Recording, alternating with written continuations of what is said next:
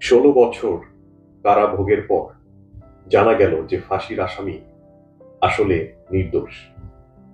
এই নিউজটা আমি কোথায় যেন দেখলাম এর মধ্যে।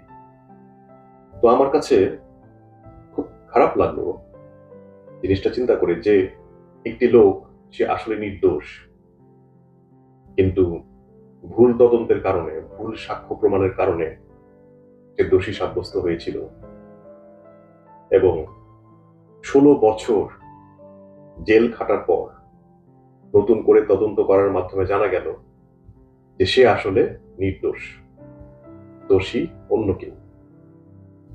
আদালত তাকে মুক্তি দিল এবং তার কাছে ক্ষমা প্রার্থনা করেছে এরকম ভুলের কারণে।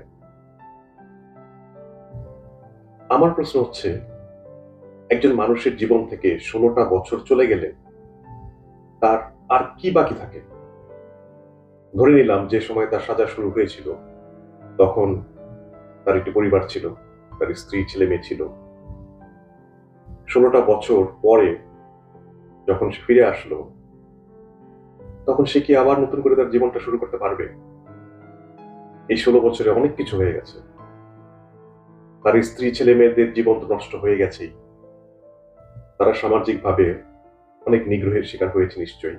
তাদের ছেলে মেয়েদেরকে দেখিয়ে মানুষ নিশ্চয়ই বলেছে, ও তো খুনির ছেলে, ও তো খুনির ওয়াইফ, ও তো খুনির মেয়ে।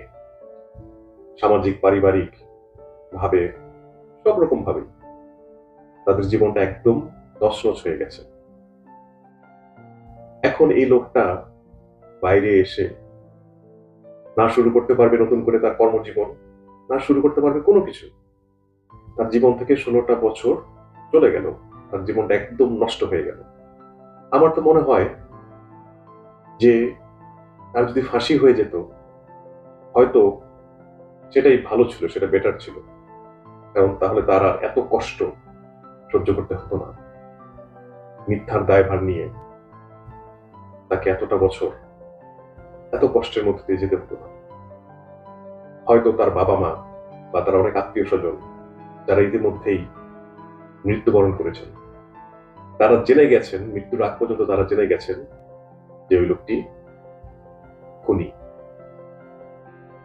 আমার শুধু একটা জিনিস ভেবে খারাপ লাগলো যে আদালত যদি তার কাছে শুধু ক্ষমা প্রার্থনাই করে, হ্যাঁ এটা অনেক বড় একটা ব্যাপার, কিন্তু একজন মানুষের থেকে জীবন থেকে যখন ১৬টা বছর হারিয়ে যায় সেটা কি কোনোভাবে আর পূরণ করা সম্ভব?